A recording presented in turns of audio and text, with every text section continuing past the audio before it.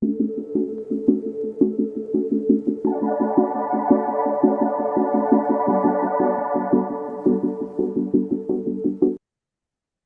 sounds like a very complicated dance, both for you and for themselves.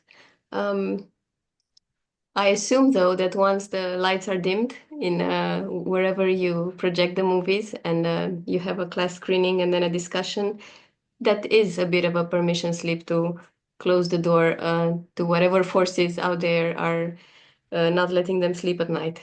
So let's discuss a bit what happens when you dim those lights and you watch movies together and then you discuss.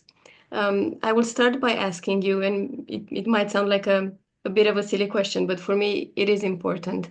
Um, what do you think makes a movie worth watching? What makes a movie worthwhile? Not good, not Hmm. exquisite, not. Right, right. I have probably the weirdest answer.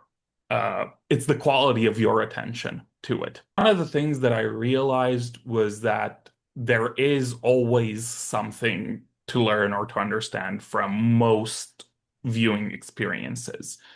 The question is always, is it enough for us at a particular moment in our own development, right? And sometimes it's it's this complicated, I mean, they used to call it catharsis. It's this complicated process, right, of dealing with complicated emotions that you might be feeling to a certain extent by seeing them expressed on screen. You might go through a bunch of those emotions. It might be quite difficult while you're going through the movie, but you get to explore them in a way that feels more emotionally real than pretty much any other way of doing things. I think I try to teach my students the tricks that get them to feel those feelings, but I also try to get them to appreciate the fact that there are parts of film communication that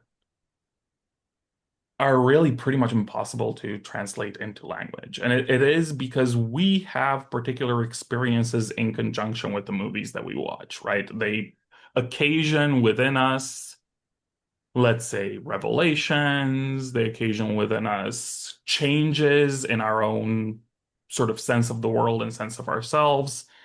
And that's what feels most valuable to me. And I really think if you bring the right quality of attention to a movie, you're going to get a lot out of it. Now, there are things that will give you more and more and more of the same thing and not that much change, right? I think that a lot of television operates in that mode where you kind of just get the same kind of stimulus. And I don't think that there's anything wrong with that, but it turns into something that's primarily about comfort.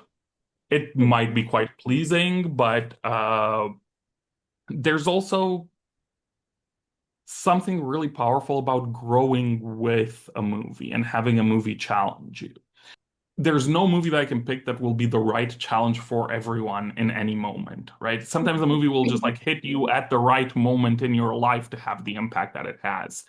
All that I can do is to try to create as many of these opportunities for students to click with movies and with ideas and see what comes out of that. And the sci-fi class specifically has been really useful in that way because I show them a bunch of movies and then I have them write their own utopia for basically an assignment immediately after the midterm. And by that point, we've seen a bunch of utopian, dystopian, storytelling.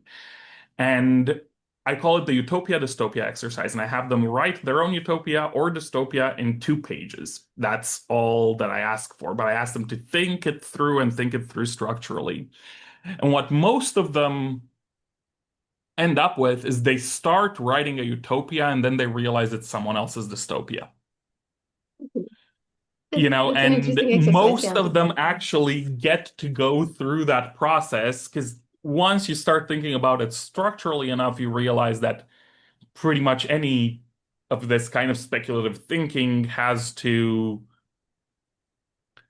remove reality to a certain extent. And as such, it might result, if you were to put it in practice, in a situation that's way worse for other people, no matter how much you intend to balance things out. I think that kind of structural thinking is what's worth it for sci-fi narratives for me.